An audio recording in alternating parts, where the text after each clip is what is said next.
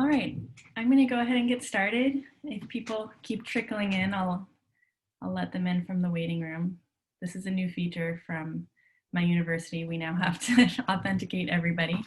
So welcome to the fourth in the ethnographic workshop series that is organized by Fulbridge and Fulbrighter in collaboration with EducArte, which is a nonprofit organization that I have founded. This is, like I said, the fourth in this series. So the first workshop that we did was a panel discussion about cultural encounters in Fulbright research. The second was about participant observation. The third was about interviewing. And now this fourth one is about sharing your research findings. And I use this kind of broad term because I know that there are people that share their research findings in different ways, not just with academic publications. So I wanted to leave this as open as possible to let us have a conversation about what happens after the Fulbright grant. And I came up with this idea about a year ago. I saw a call on the Fulbrighter Network from Zoe Gioja, or Gioja, I'm not sure how to pronounce her name, on the Fulbrighter Network, asking for people to lead research workshops about any topic that they were interested in. And I have been really interested in how these cultural encounters affect our Fulbright research. The Fulbright mission is part of the mission is to become a cultural ambassador. And my research is dance anthropology or dance ethnography. So my research is very, very tied to culture, but I'm also interested in the ways that people who are working in other disciplines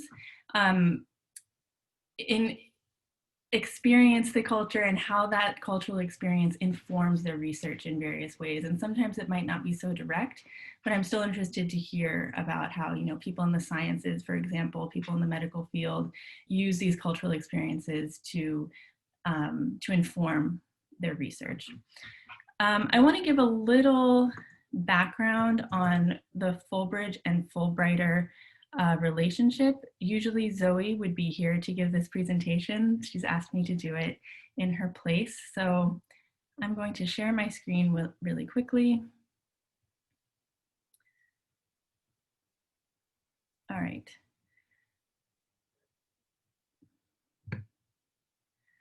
So Fulbridge was founded in 2015 by Zoe, and she founded it when she was on her grant in South Korea. She wanted to create an online workspace for grantees by grantees that really focused on active engagement and community building. So she really wanted to create a lot of activities that would get people engaged, get people talking to each other. I think that she found that she felt maybe like she wasn't connected to other Fulbrighters. And so she created this space online in order to connect people. And if you go to the website, fulbridge.org, you'll see there's a map, which is pretty cool. You can look at different parts of the world and click on different, there are like little dots that you can click on and see who people are, what they're doing, where they're coming from, what their research is about, and that sort of thing. And there's a way to email them or ping them and get in touch. So Fulbrighter is a networking site that was that was launched in 2015. And it's more of a network gathering place where, again, people come together. But the difference between the two, and Fulbrighter decided to work with Fulbridge in this way and to collaborate, is that Fulbrighter is kind of like the community building, kind of like the space, whereas now Fulbridge is creating the activities to actually occur in that building. So putting on different workshops, putting on different, I'm not sure what other kinds of engagement activities there are, but creating those activities for people to get together. And so if you are interested in learning more about Fulbridge or Fulbrighter, there is a Fulbridge research space, which I linked to a research space for this workshop series in my email, and I'll send it again in the email after this workshop. And that's where we can continue these discussions. If there's anything that came up that you didn't get a chance to say or anything that you want to add. Also, you can find out about upcoming workshops. If you're interested in leading your own workshop, you can contact Zoe at contact@fulbridge.org and let her know what ideas you have. She's been, for me, wonderful to work with and really open to any kind of idea. There are also some open volunteer positions if you're interested.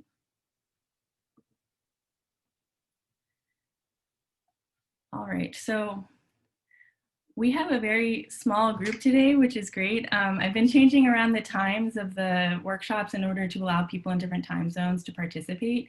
And so this one was a little bit lighter on the registration, but thank you all for coming. I would love, actually, since we have this small group, to go around, if you're comfortable, sharing who you are, where your Fulbright grant was, or if you haven't done a Fulbright grant yet and you're interested, what you're interested in, and a little bit about your research. So I can start. Again, I'm Kate. I was in Recife, Brazil in 2018 to study frevo, which is a carnival dance from the state of Pernambuco. And so my work is about dance anthropology. I use ethnographic methods in my work. I'm really interested in dances of resistance and the ways that embodied knowledge is transmitted. So I'm wondering if we could go around. I see 3 other people with their cameras on. Maybe Ubolsin, I'm not sure how to say your name, but if you could introduce yourself if you're comfortable. Yeah, sure. My name is Ubolsin. I'm from Kazakhstan, Almaty. You have been there. You can say that beautiful city near the mountains. So I'm here now. I'm at University of Georgia. So I'm a Fulbright affiliate this year. So I'm teaching Russian for the first semester, and will be teaching Kazakh for the next semester. So should I say about my history for the plans, the future plan?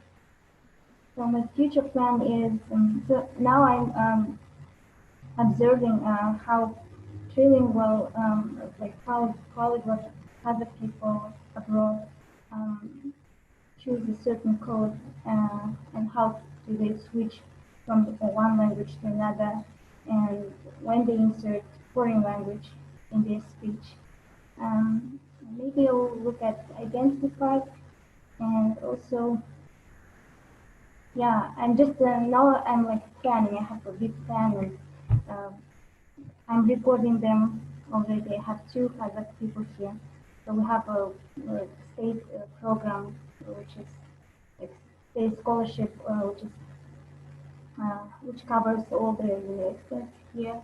So it's a program called Volashak. So I have 2 Volashak scholars here, and yeah, I'm recording them for now. I have maybe 5 hours material now for now.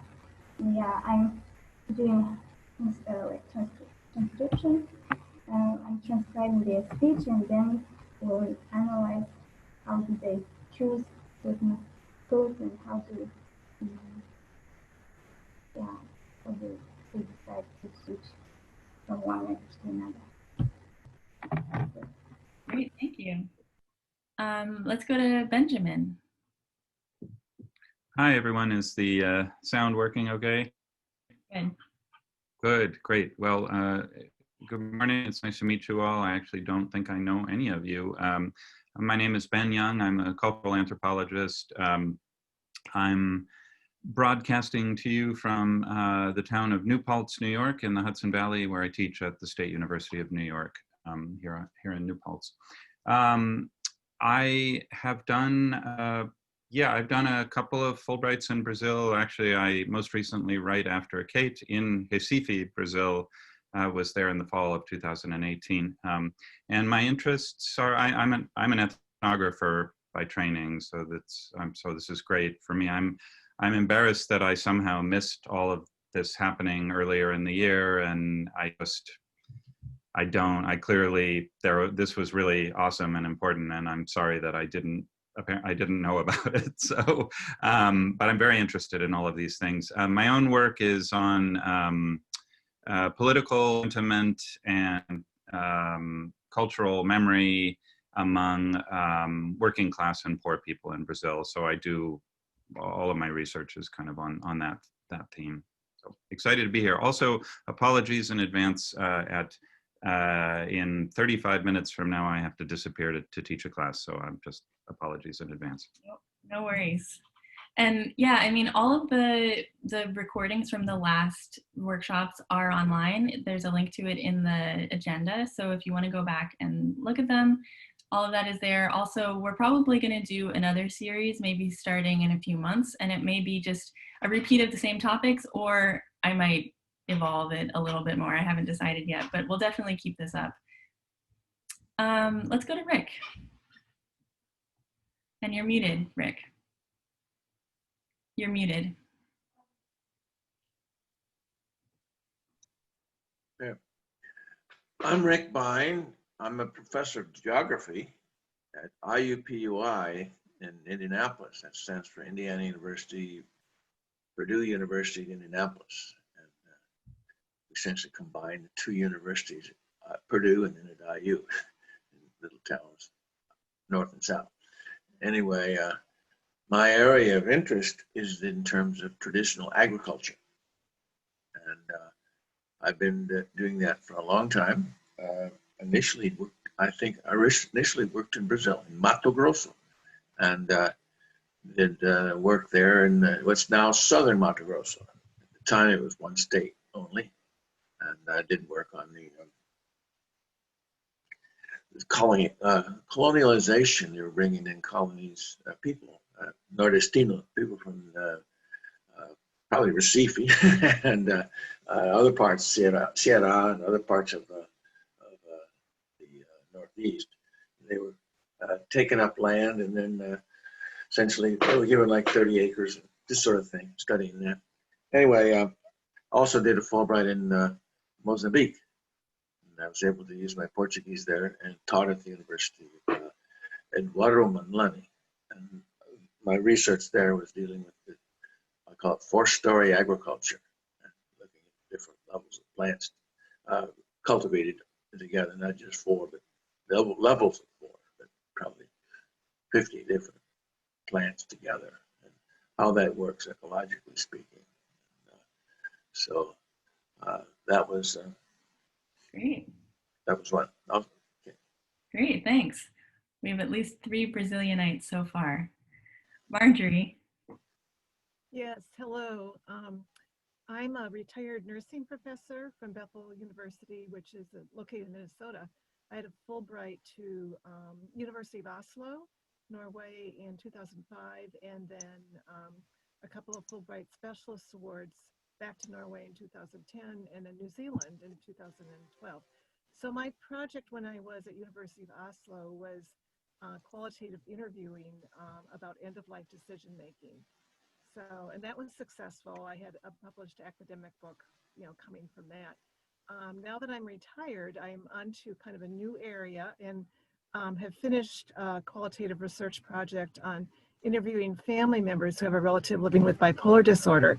And so I'm finding the publishing world in the non-academic field much more challenging because I really I've done a book that would be for the general public on those stories. But so I'm very interested in that discussion. Thank you. Great, thanks. Faye.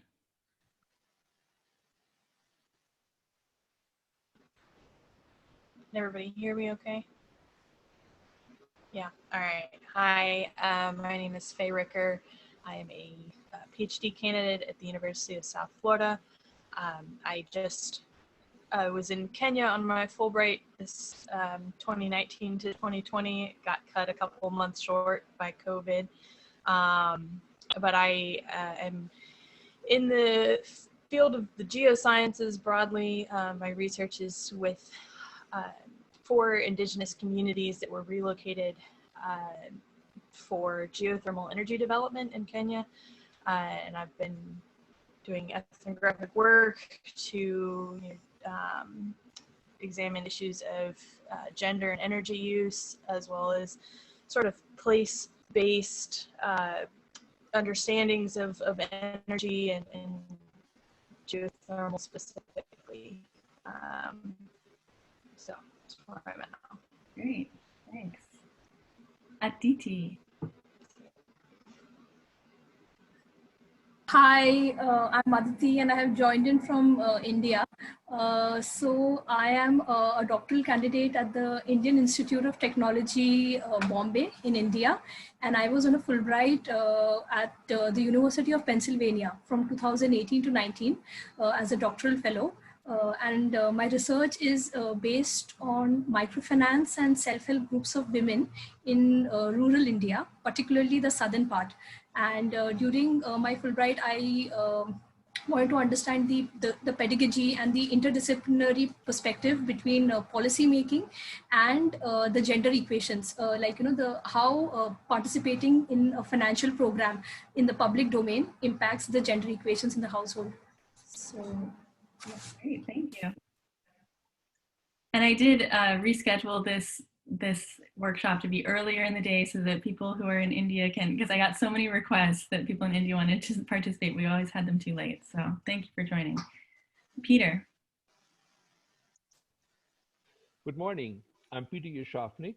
I trained originally as an anthropologist, although my Fulbrights were not in anthropology. My original field work was in Ethiopia, and I went back as a Fulbrighter to Ethiopia to do hydrology. And my second Fulbright was in Namibia, and I did basically try to help the university bring distance education to the rural sites. And I'm still interested in anthropology, even though I haven't practiced it for many, many, many years. That's it. Thank you. Kimal. Hi, greetings from Jakarta. Good morning, good evening, everybody. Thank you for having me, and glad to join the groups. I'm based in Jakarta, and I do some teaching at a local university here. But I also work with the government and the NGOs, a kind of a mix of my activities. My Fulbright year was in 2017 at Northeastern University in Boston. Area was in urban resilience and public policy. So I'm not really trained as an anthropology or using this technique and methodology, but I'm interested to write something about urban resilience, and I'm trying to do on the, if I can use the word, and the ethnography of organization, of ethnography of bureaucracy, because this is how the urban resilience policy will be developed. And I'm interested to write something about how the bureaucracy works and why it works and why it doesn't. So I don't know, maybe that's a methodology will help me to get a better picture rather than my background of trained as urban planning and organizational studies. So a kind of bit more formal, structural, institutional kind of planning, and then a more what the engineering systemic approach. But perhaps now I'm trying to do in a different way, by ethnographing the person, the agent that works in the system. So I'm keen to learn from all of you here, and thank you for having this session, Kate. Very, very, very, very helpful, useful for me personally. Thank you. Great, thank you. You're very welcome. Heather, who I think gets the most stars for coming to the most workshops in the series. Thanks. Okay. If my dog might bark, so I apologize. We have been playing musical rooms throughout the COVID time. So my son's in school and my partner is upstairs on the computer. It's crazy. So I'm here because, yeah, I really appreciate not only hearing from everybody, because I just returned from my Fulbright exchange in France in February, and then COVID hit. So I think that this has been a really important place for me to be in the community, which I really need. I'm a theater maker and director and educator at a community college. I teach drama, and we are really in a bind. Theaters have closed, and it's been very hard for me to concentrate and kind of think about where I'm going in my path and my career. And My background actually is in anthropology. My undergraduate was in anthropology, and then my PhD was in performance as public practice, which is sort of a nerdy way of saying I like everything that is performative and writing about it and studying it. When I was in France, I was doing devised theater making with migrant communities with an NGO and another volunteer organization in Aix-en-Provence and in Marseille. And I really miss it, and I really miss being involved in embodied space, doing work within community, and developing research based around, and I'm getting more and more kind of obsessed with this term, but creating theatrical moments of joy in community at a time of crisis and trauma and tension. So I've been, it's been sort of the latest thing for me. So thank you for hosting all of these. It's really nice to hear from everybody. It feels really, really good. So thank you. Yeah, it's like the one thing we have. The first one of these was like end of March. So it was like right after COVID hit, and I didn't know how to use Zoom, which is hilarious to me now because who doesn't know how to use Zoom now? I mean, it feels very, very normal. But yeah, I mean, it's been a nice way to connect. I see one more person who doesn't have a name on, but has a nice turquoise blouse or teal blouse. If you haven't introduced yourself yet.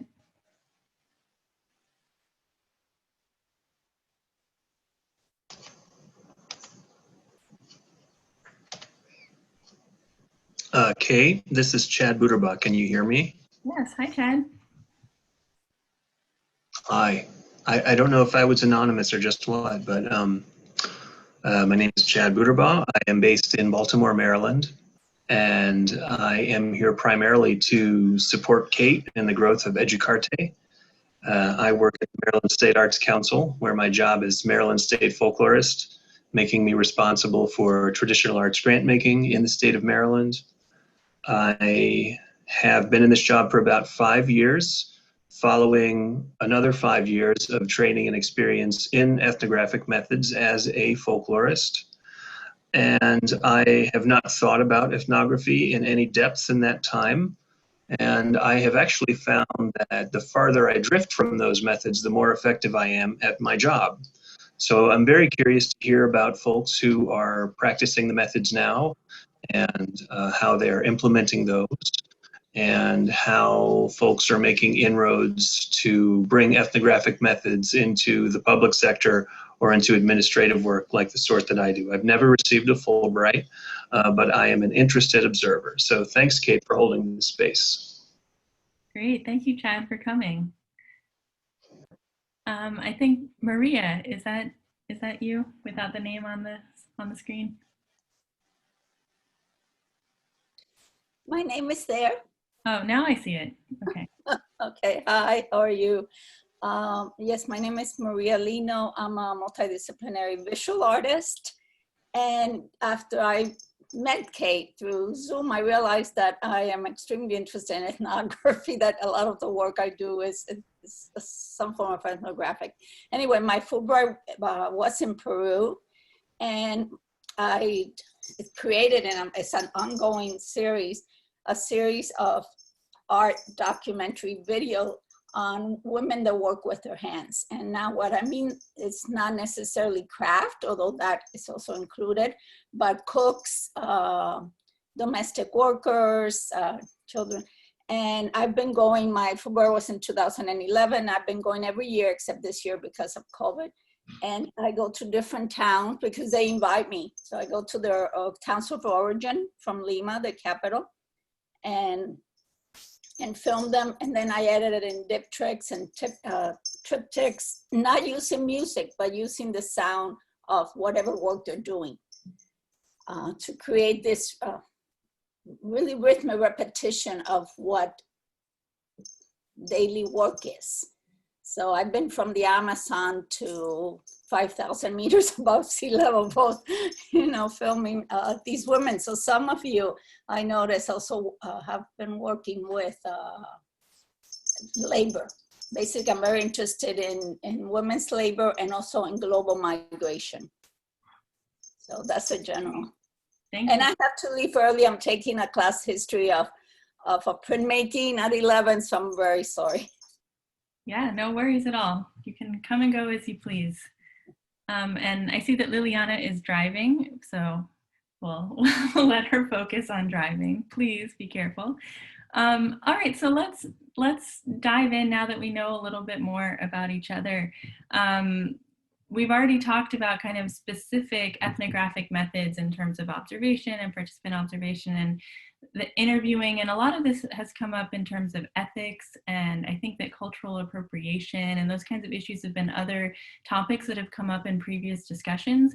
And so I collected all of your questions from the registration form, and I saw kind of 4 main categories. One is kind of publishing, but broadly defined. So not just publishing a work, but maybe creating a work of art like Maria, or creating a theater work like Heather.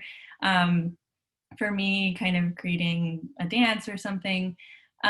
Also collaboration and partnership. So how do we build these long-term collaborations with people in our host countries or at our host institutions? Since that seems to be one of the main goals of Fulbright, is not to just kind of go and, you know, have obviously not just have a vacation, but actually collaborate with people and build some kind of partnership.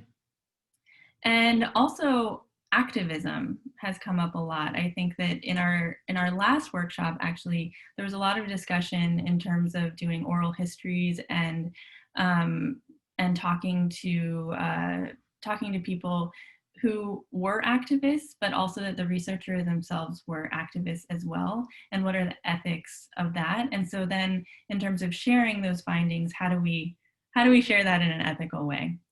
And then finally, there were some country-specific topics, working in India. So I think we only have one person here who works in India now, but there were a lot of questions about that in the registration. So if we get to that, we'll get to it. But I'm interested to hear from you, first of all, just broadly speaking, what are some of the ways that you share your findings, whether it's kind of traditional scholarship or other more creative ways?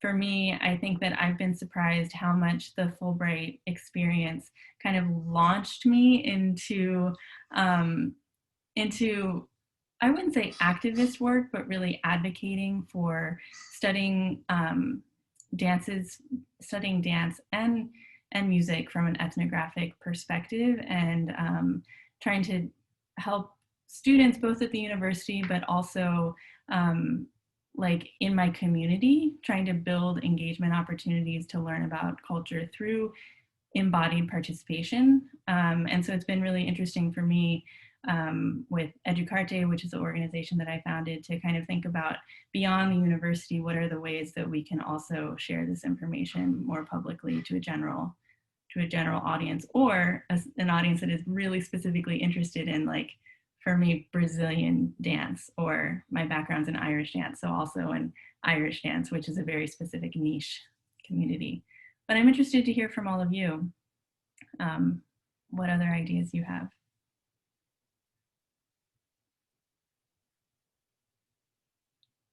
Yeah, go ahead, Benjamin. Okay, well, I'll just throw something into this. I'm an academic in a conventional academic kind of setting, so the expectations for my job are that I publish and give research presentations and that sort of thing. But I understand this is, where this is an occasion to think beyond that. And I'll just say one thing I struggle with. I do extended field work where I, live in the communities that I research and ask a lot of time from the people I'm studying, and in the process become friends with many of them.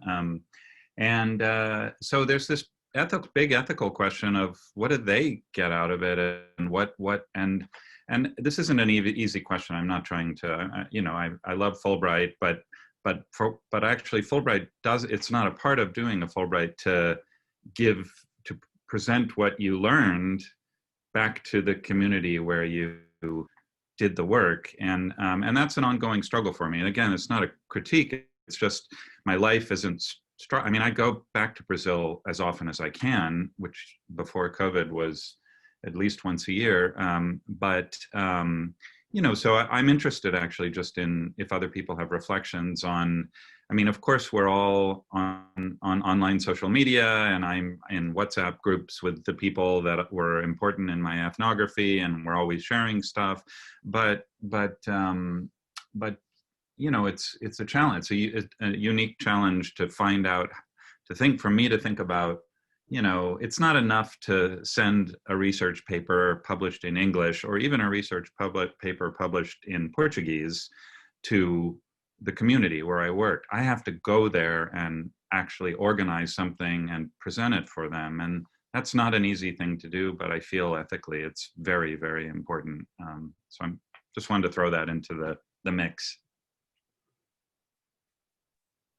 Yeah, I agree completely. Also, working in Brazil, I worked on 2 articles really, really hard, and I was pretty proud of them. And then I sent them over, and you know, nobody wrote back because I don't even know if they read them, and I don't know what they think. So I think that one thing that I've been trying to do is create opportunities to either bring them here to the US, which is not happening right now because of COVID, but I'm looking for funding. That's part of what my organization is about, is trying to get these artists who maybe some of them would be invited to the United States to do a workshop, but not necessarily.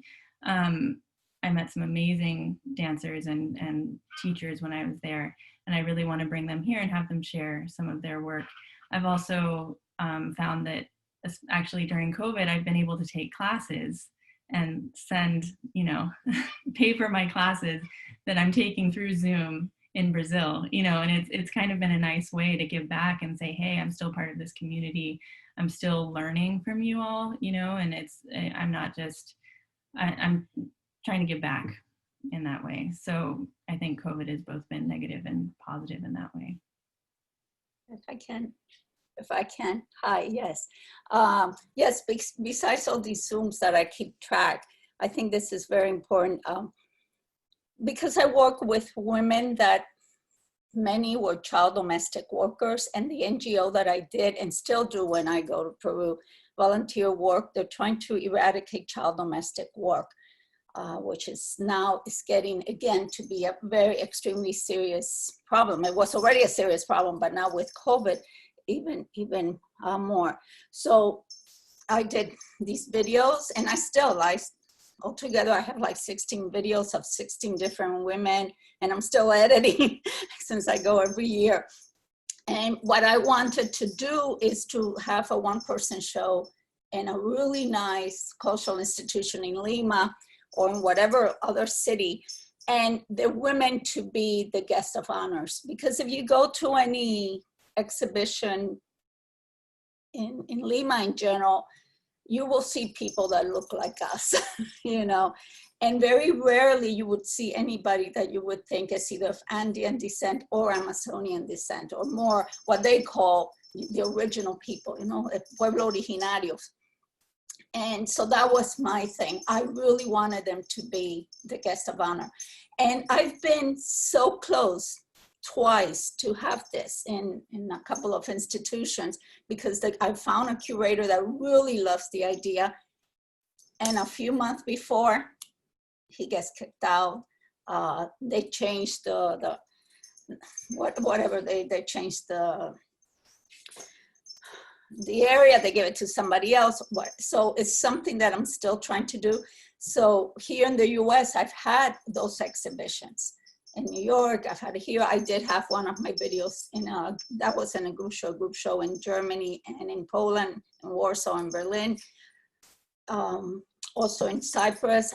But really, I still want to have this in Peru. I really want those women.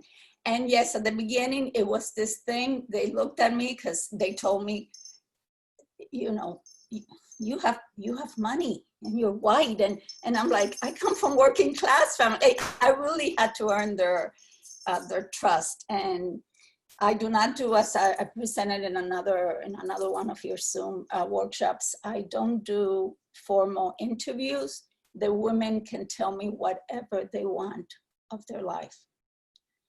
And if you, culturally, there's a big difference in general between the Amazon and the Andes.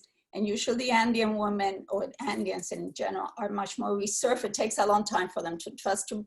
Once they do, they'll open their life to you, you know. And I've stayed in their homes, and I mean, but the Amazonians, usually the first day they tell you your life story. So I have those kinds of videos that some, of course, they'll tell me whatever, and then others that are much more reserved. I did have a lady in the north of Peru, close to Ecuador, that she told me, you can film me cooking, but I will not say a word. You make me nervous and your camera makes me nervous. And I said, but are you sure?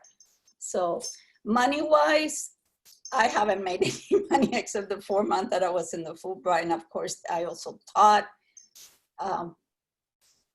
So when I can, I help anybody, but I really haven't had any money for that. Anyway, yes, in general, there's just a lot of things. Yeah, I think that's fascinating. I mean, we touched on this a little bit in the interviewing workshop because yes. There's this idea that, you know, we have to be careful about how we quote people and, you know, how we use their words. But for those of us that work with movement in various ways, how do we use that information, you know, and what are the ethical ways to share the way that somebody moved or what you understood through their movement, which is based so much on our own assumptions. And, you know, I have to do interviews because I have to ask, you know, is my assumption about what you're doing in dance correct, or am I misinterpreting it because I come from a different cultural background?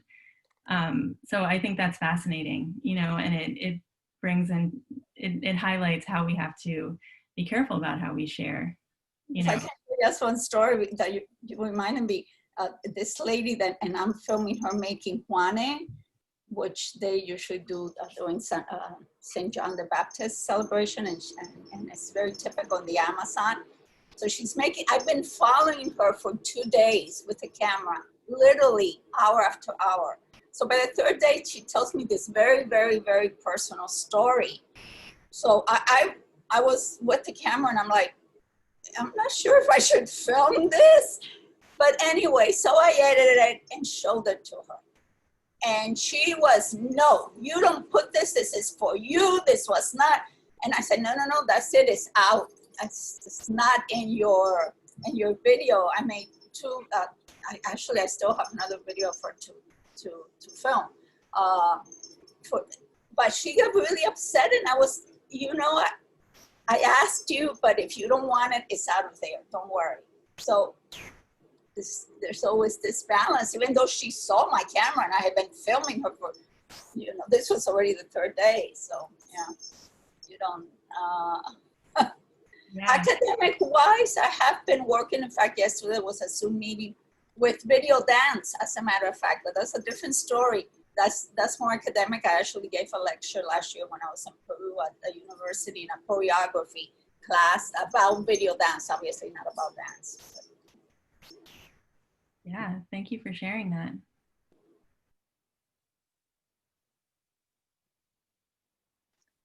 I'll share a little bit. One of the things, talking about like what Benjamin was saying, get into community and you just stay there. I've lived 12 years in the tropics, you know, and 3 of those were on Fulbrights, and you get to know people. I mean, studying the agriculture, you actually move into their village and find out what they're doing, and sometimes participate right there with them as you learn how they do their techniques.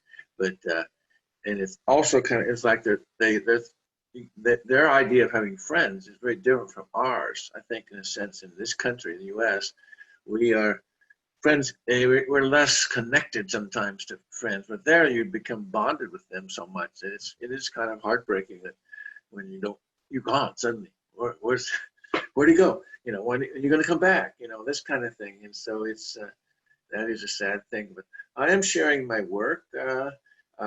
I've always been associated with universities where I've gone. That's not totally correct.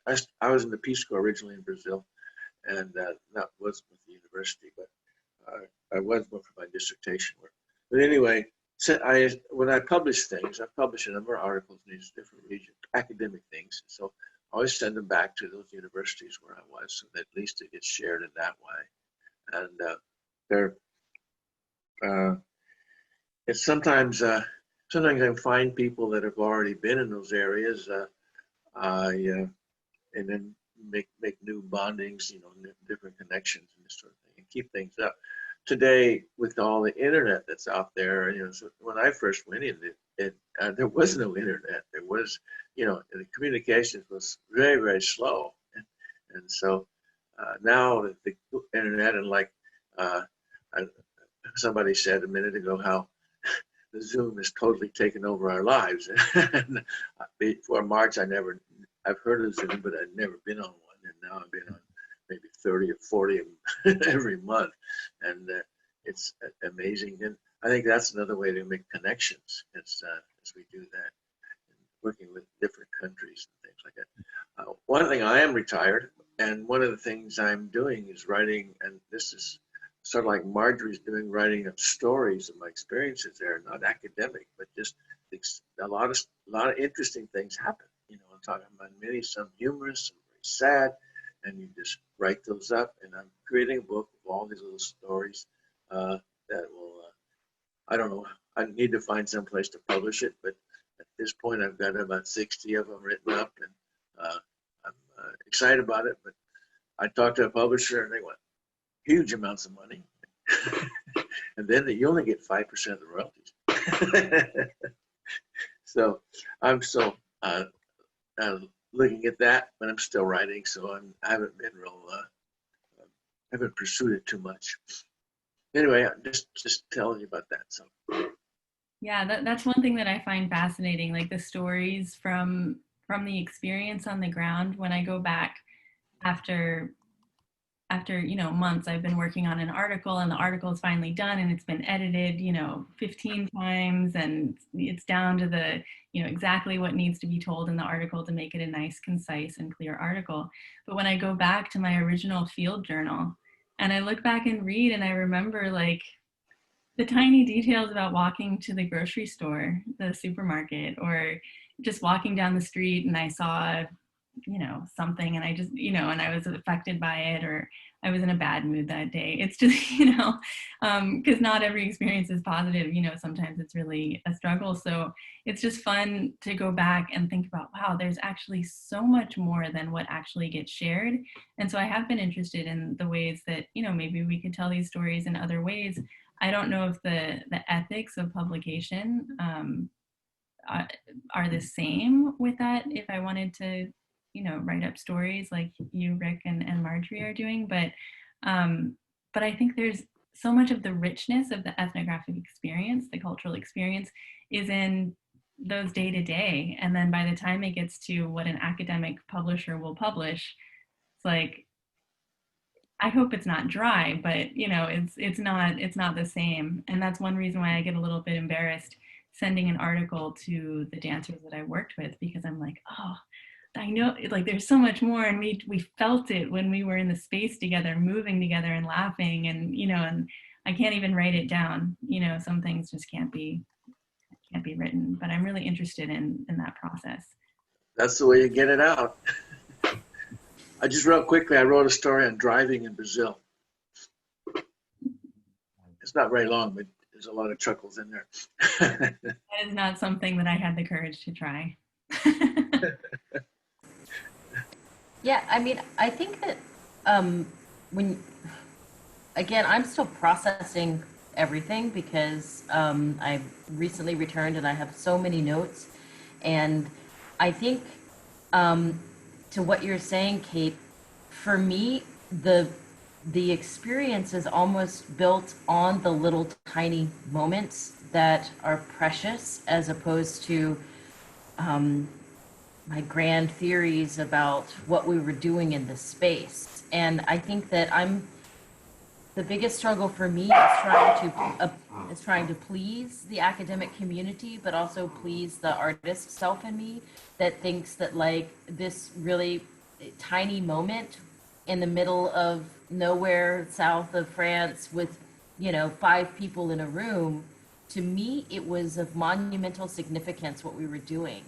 But then I'm having a hard time trying to make this seem like it is information and data that other people want to read and explore. It just sounds, it seems so myopic. It seems like a sequestered little experience, almost as if it is more of a story, a short story, or like a memoir even. But I don't want to go in that direction.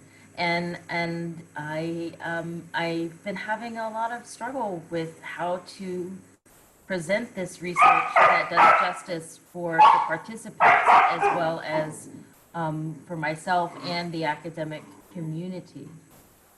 I don't think they would really want to read an article. Like their expectation from me is to have it be just as scintillating and brilliant and bright as the experiences that we were having together in the room. And you know, being in the theater and really understanding that drama is an internal process that one has.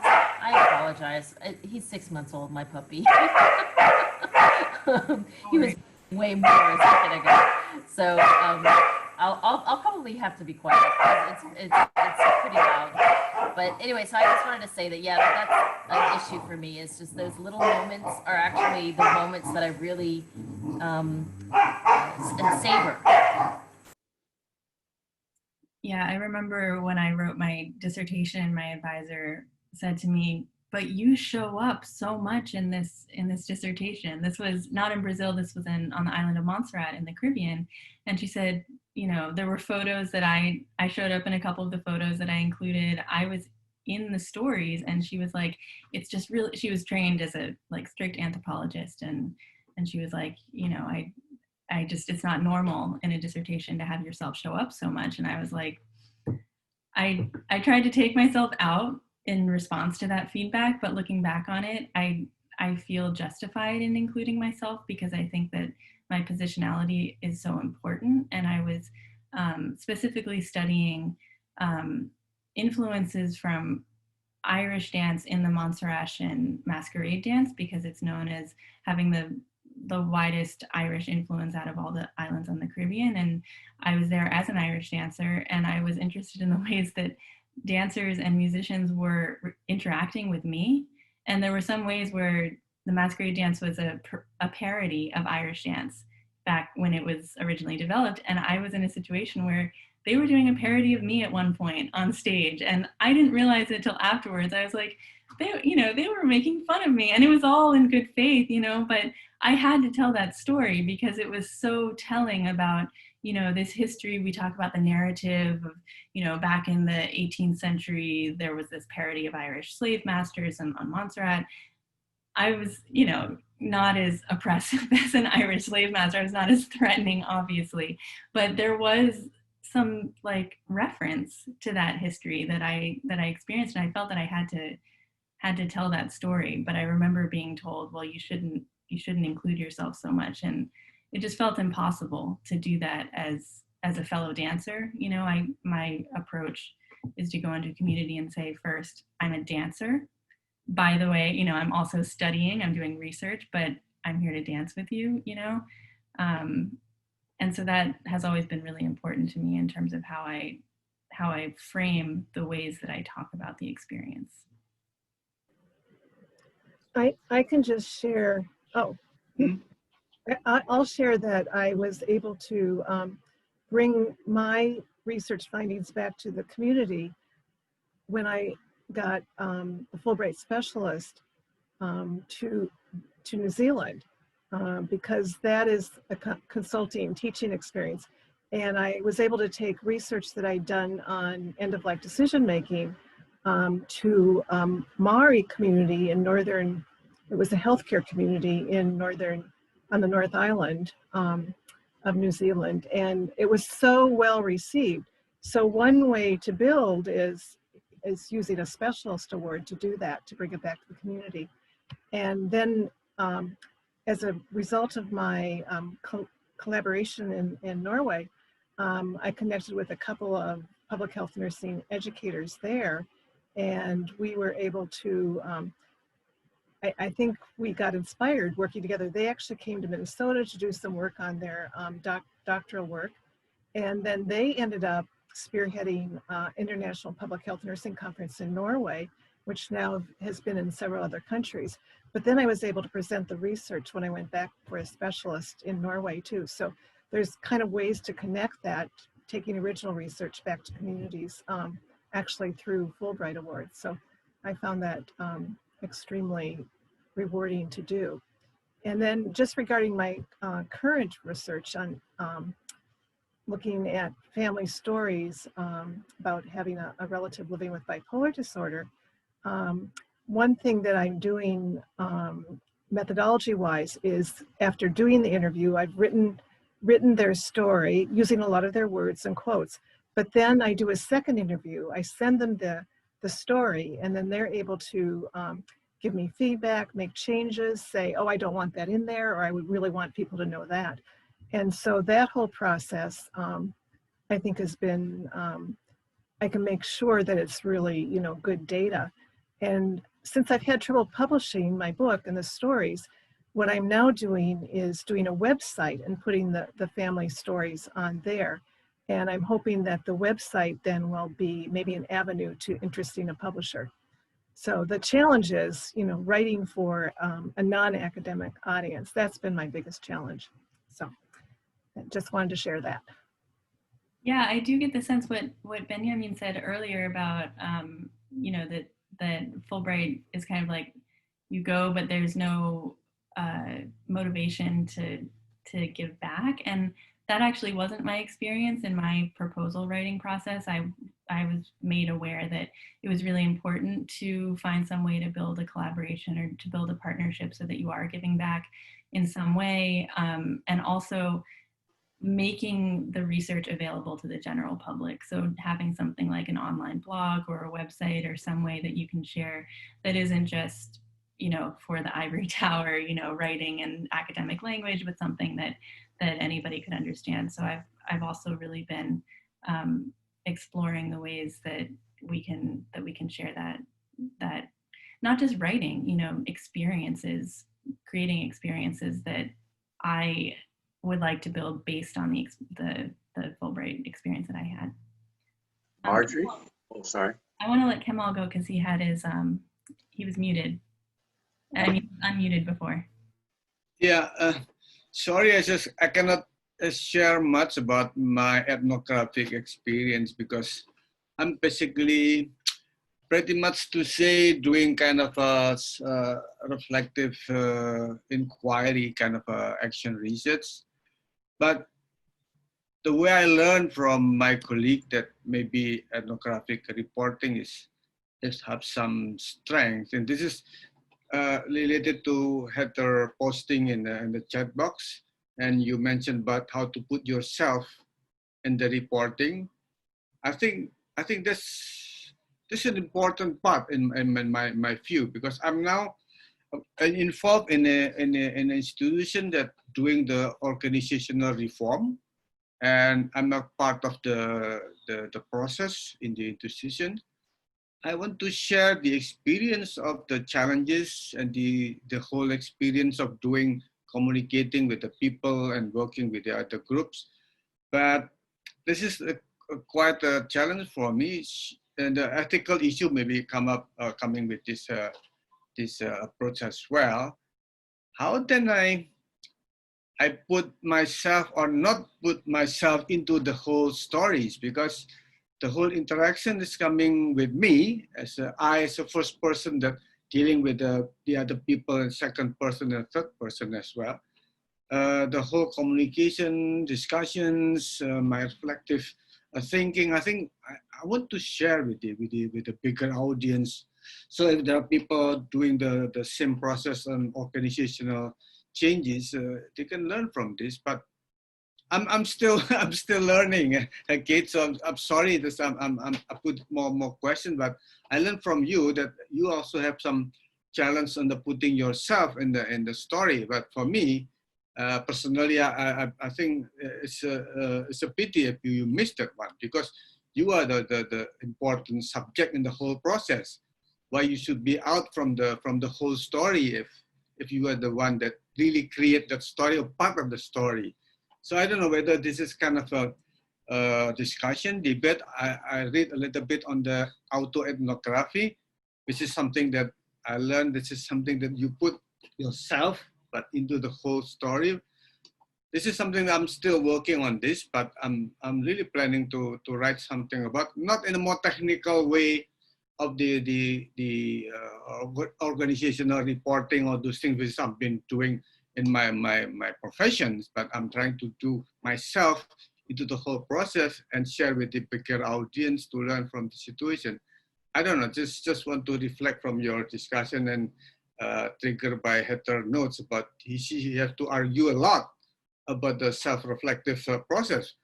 Why then you still have to argue a lot on something which I see is a very important thing and part of the ethnographic approach? If you let other people into the story, why don't you let yourself embed in the whole story as well? I don't know. Maybe you are trained more in the ethnography technique. You have your perspective on this big question for me now. Try to put myself in the whole process and tell the whole story here. Thank you. Yeah, I myself am still learning about autoethnography and exactly what that means, because to me it feels a little bit redundant. Because for me, ethnography is situating myself and positioning myself in many ways, and I think there's the ethics of, you know, what is objective or what is subjective research. And I studied cognitive science for my undergrad, so I was very much in, like, you know, the psychology kind of neuroscience kind of writing and that kind of approach to research. I got to grad school and I was in a theater and performance studies program, and it was like, you know, suddenly subjectivity was the thing, and I was like, this is so wrong, this isn't real rigorous research. And then when I got to the field, I was like, I'm fully embracing my subjectivity now, like, because there's no other way to do this ethically. That's how I felt. But maybe somebody that knows more about, you know, the history of the field of anthropology could comment on, you know, it seemed like objective research was framed as the more ethical way to do research in the past. But I feel that now, at least in my world, that has been changing with myself and my colleagues. Rick, you are unmuted.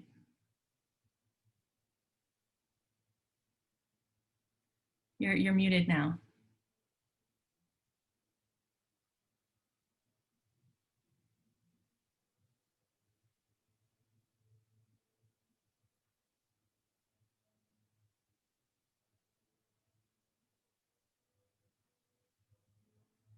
I'd like to interject, like ask Marjorie how she's publishing her work.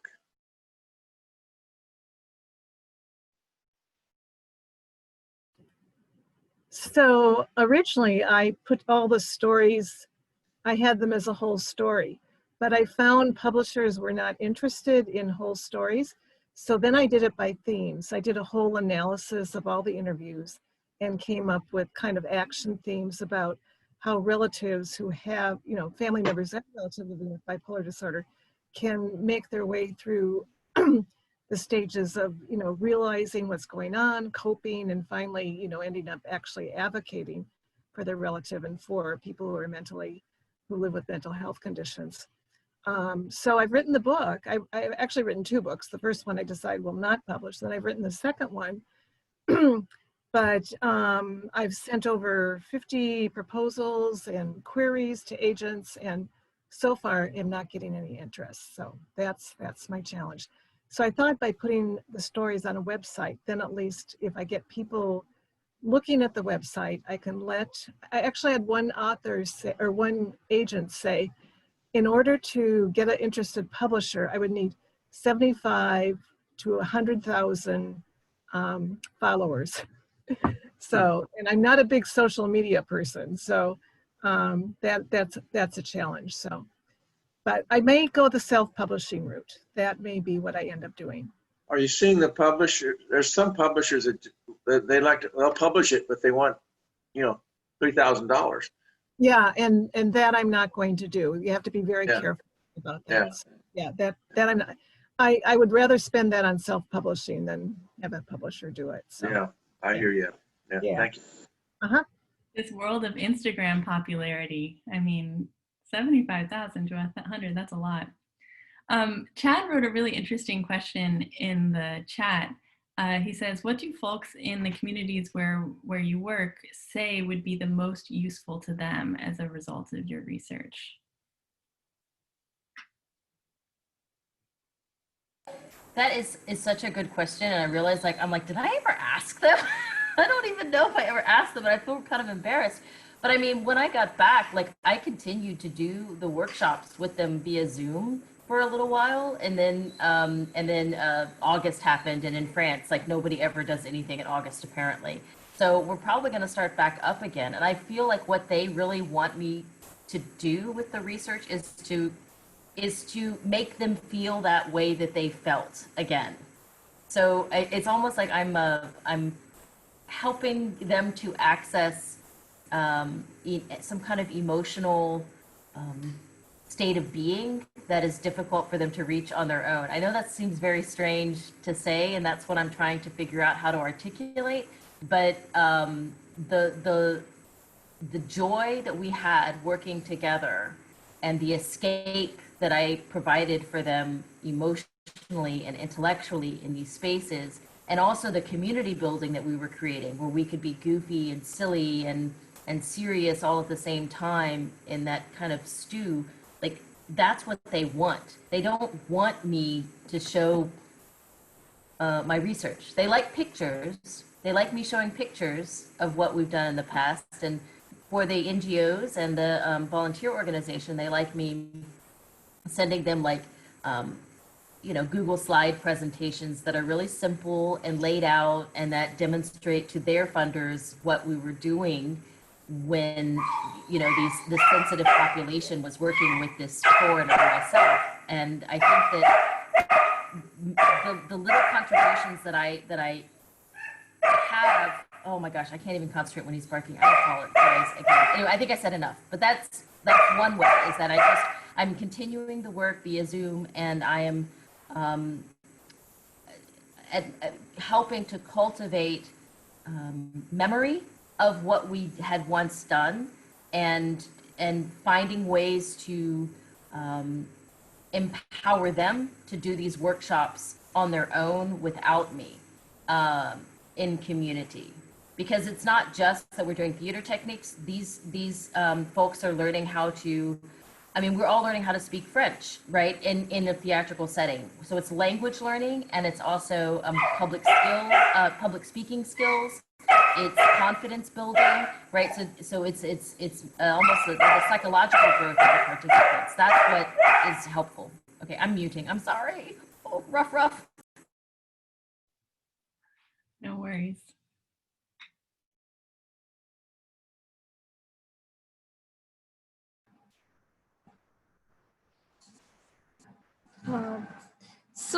In my case, my field is in India, and so when I'd come for the Fulbright to the US, it was more for as I was saying, the understanding of the pedagogy and the interdisciplinary techniques.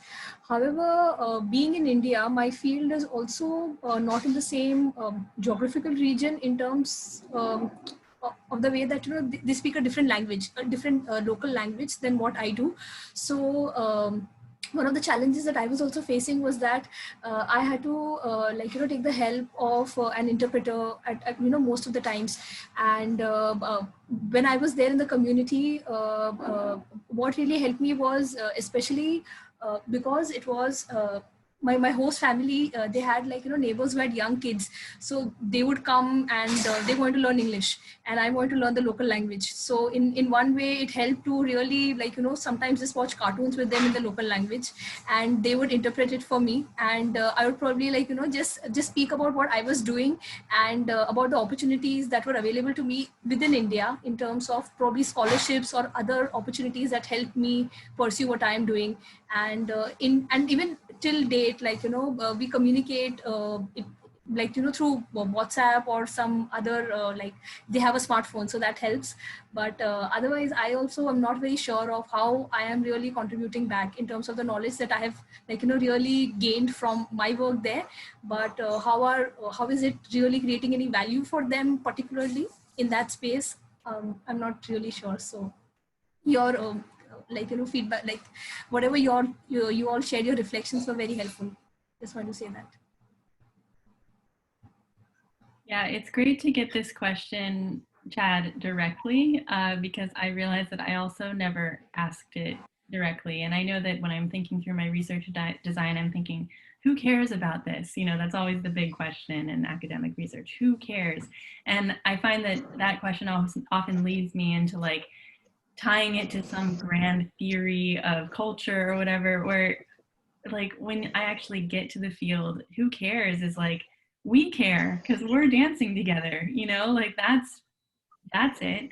But I think that as I've gotten back and talked to people about my research, I think that increasing visibility of cultural forms that don't always get recognition or any kind of value at all, and in the dance world, the academic dance world, pretty much nothing besides ballet and modern are valued in higher ed in dance departments. I mean, I think I can say that pretty broadly. I might be showing a little bit of my frustrations, but I think that being able to show like, that this carnival dance called frevo from northeastern Brazil, very few people outside of Brazil have heard of it. I think that I think there's a lot to learn, and I know that I had a lot of personal developments in my own like ability to just gain self-confidence and move through the world in a different way by studying frevo and also capoeira, which is a Brazilian martial art that frevo came out of. I really want to share that with people. And I've been taking, as I said earlier, I've been taking class with one of my frevo teachers on Zoom for the past few months. And I signed up for not just the class where we just dance, but also a class to talk about the pedagogy of teaching this dance style, which I think that I don't even know that most people, when they see this dance, would think there's a philosophy behind this, there's a pedagogy.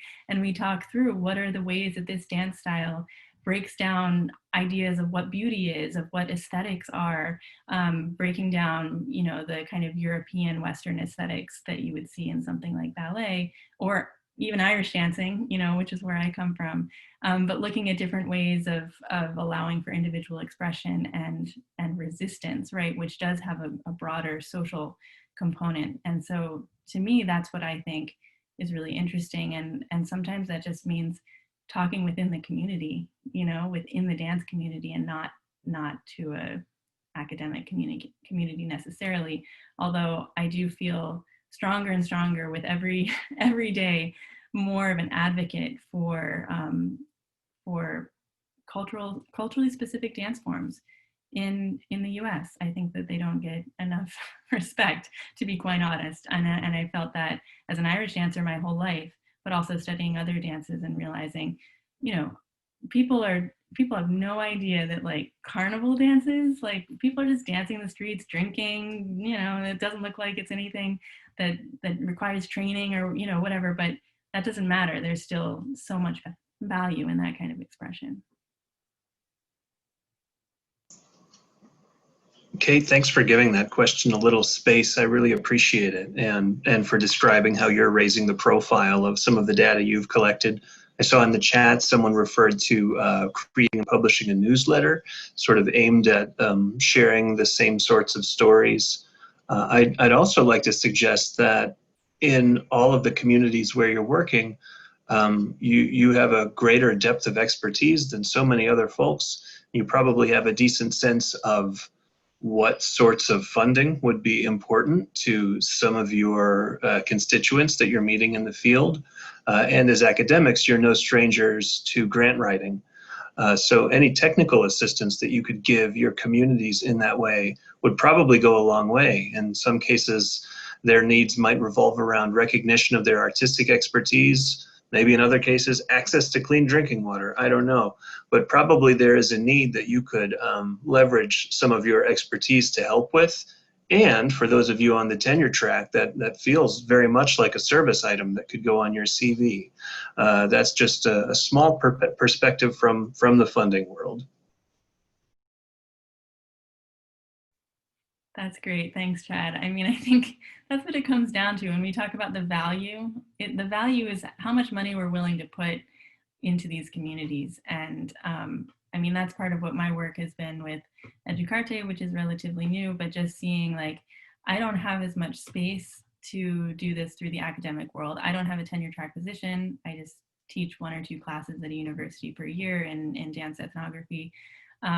But what are the ways that I can, you know, send some money to my amazing teacher in Brazil who changed my life to bring him up here to the United States and hire an interpreter and, you know, give him space to share his, you know, his dance style that many people in Brazil don't even know about. It's from a rural part of Brazil, but, you know, I would love to give him that space. And I think that being able to support it with helping to write grants, yes, helping folks apply for grants, and letting them know. I mean, this one teacher that I had, I applied for a grant for him for a project that he was doing in his community in Brazil, and I wrote it from here, and we didn't get it, but I tried, and I was like, I'm willing to help you with this. I did the same thing for another friend in Senegal who was building wells, water access for a community in Senegal, because I knew that I knew how to write it, you know, and I was trying to do what I could to help.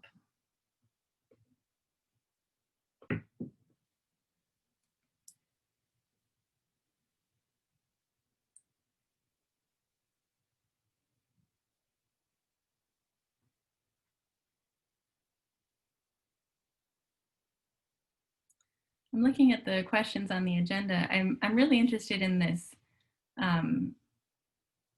Well, there are 2 questions under activism, actually, that I think are interesting that maybe someone will have something to say about. First, how to share research findings to promote dialogue and action or do activist work. And the second question is, how do you write an ethnography about the meta experience of the bureaucracy and the policies that you encountered in the country that you were in? I think we've been talking about the writing ethnography about our individual personal experiences, but I mean, there's so much to be said about the bureaucratic struggles. At least I had a lot of bureaucratic struggles when I was in Brazil, and it threw me way off my first 2 weeks being there. I didn't have a place to live, and it was just, yeah, it was a struggle. And I would love to write about something like that without coming across as very critical, but it's certainly part of the experience.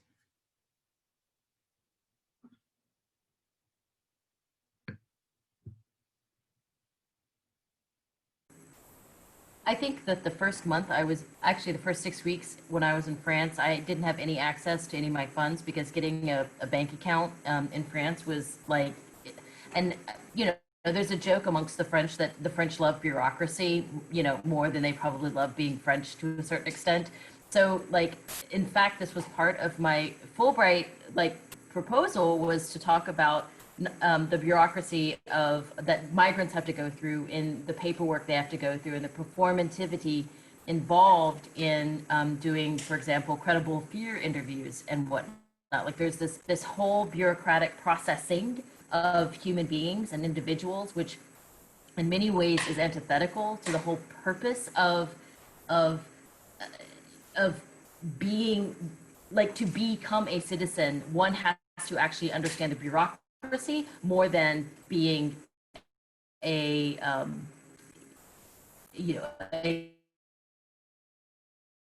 a person of service to the community. Your humorous approach, we would do improvisational performances on what it's like to like go and stand in lines and filling out paperwork, and like being at, you know, the airport and being profiled by TSA agents.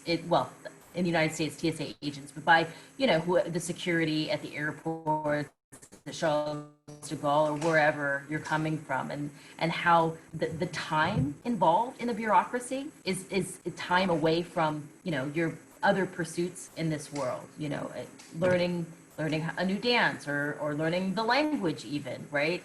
And how there's a whole different language to even filling out the paperwork, right? With acronyms everywhere, you know, all kinds of letterings that for somebody who's new to a country, you have to not only figure out what direction you're trying to go, but what does, you know, ABL stand for, or CDL, or whatever it might be, the acronym, you're lost. So there's this sense of being completely scattered in the bureaucracy, and you need somebody to help you through that process. It's like you have to have somebody holding your hand.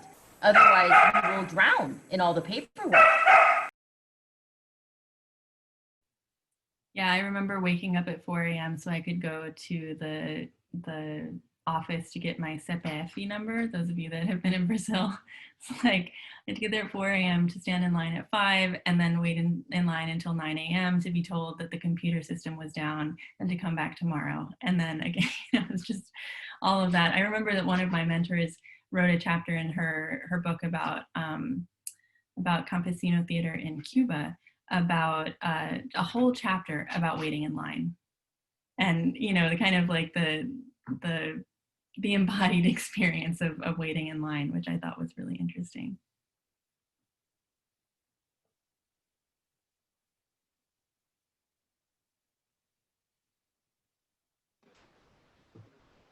Something real quick. It's kind of a departure from the bureaucracy kind of activism, but one thing I ran into when I was in the field, you know, I was working with communities that had been displaced for geothermal energy development.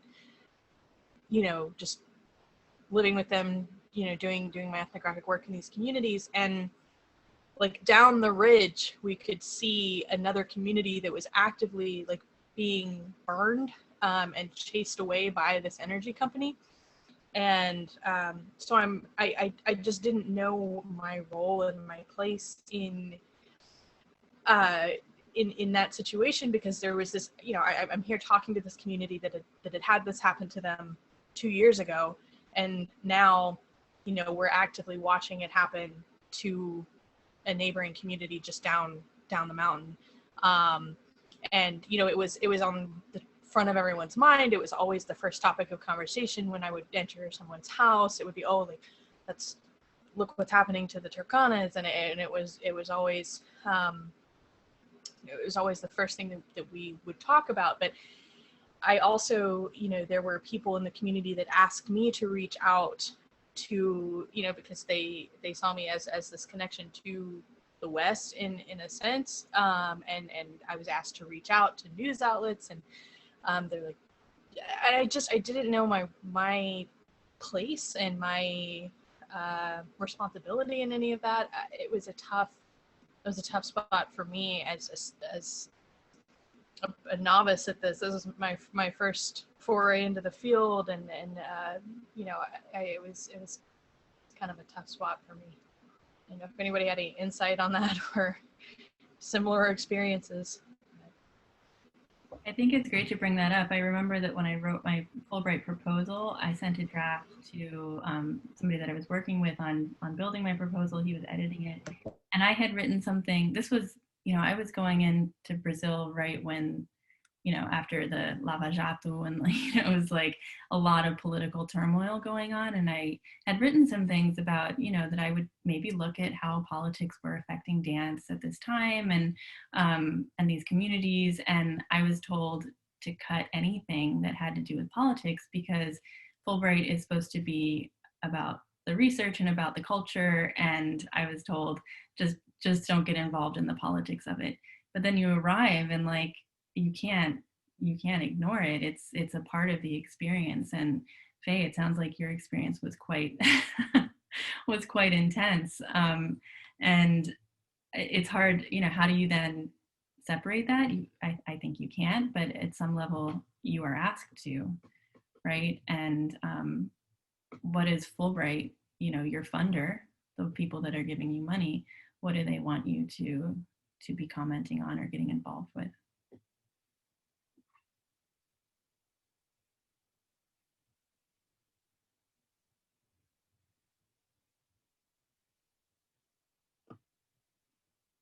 I think no one has an answer for that.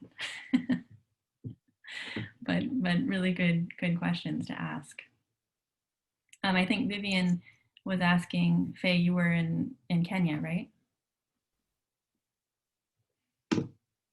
I was in Nakuru, which is about 4 to 5 hours north of Nairobi, but my field site was right in between the two cities, like at the big geothermal power plant they have developed there. It's interesting.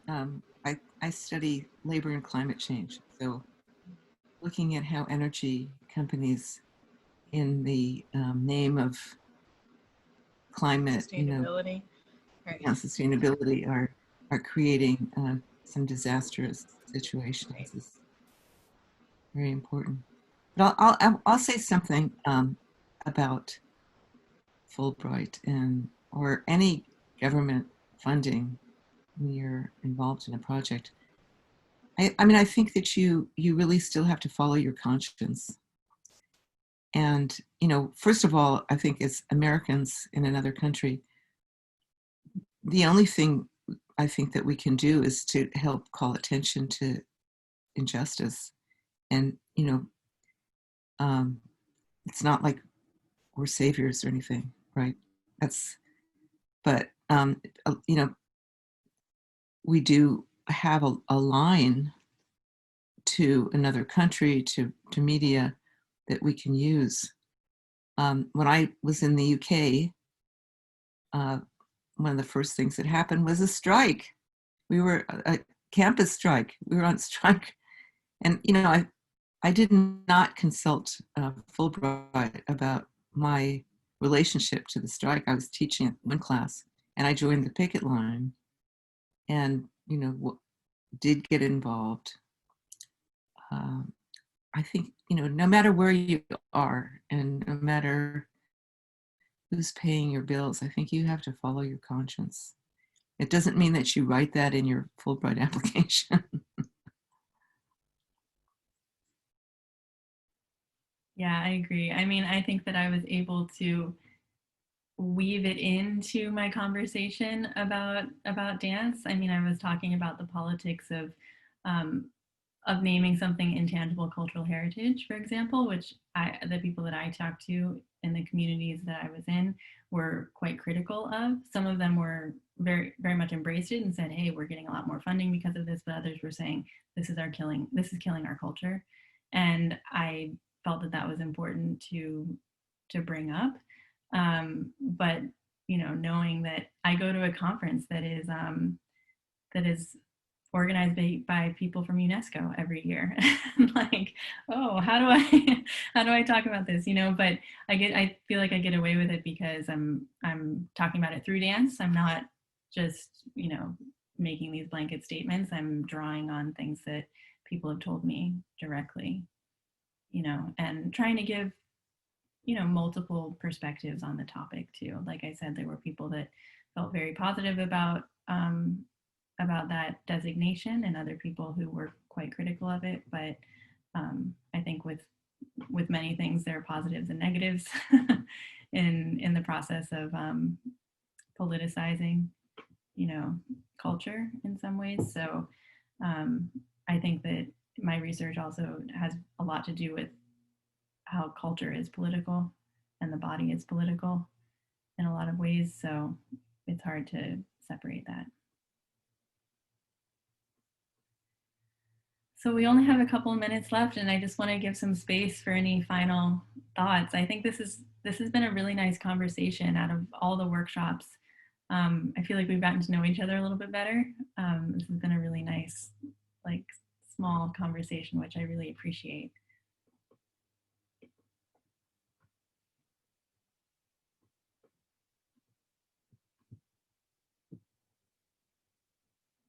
I just want to add about the politics here. Without being too political, I think what we've been doing in our scholarship itself is already a political thing, because the Fulbright scholarship is a political act by the U.S. government, and the late Fulbright, Senator Fulbright as well.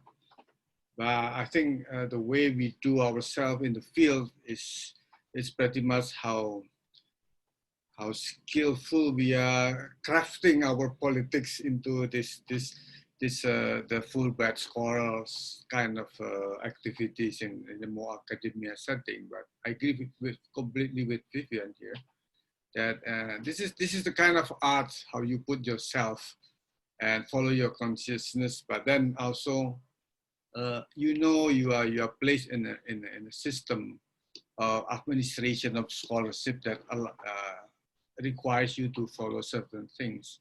I think you can jog between those things. You are safe, but we cannot detach ourselves from what we've been involved, especially if you're personally into that particular situation that you mentioned, Kate. I think, and also Faye, that you are in that kind of situation. You cannot just detach from the reality. And I think the experience of yourself into that situation is another interesting thing to share with the broader audience.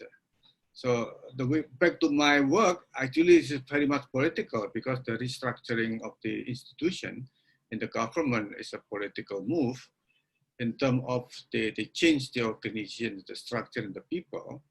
And I'm part of the process. That's why then I can share the experience here. So this is back to my concern. But again, thank you for this space hosting for this one. I'm learning a lot from you and from the notes in the chat box as well. Thank you. Yeah, I mean, I think we could say that having a workshop, having a discussion like this is another way of sharing our research findings and opening up these topics for discussion. You know, I mean, this is exactly the kind of work that I want to do. Like, just, it's wonderful to talk with all of you who are from all over the world and have traveled all over the world, and just to hear from different disciplines. It's really eye-opening for me.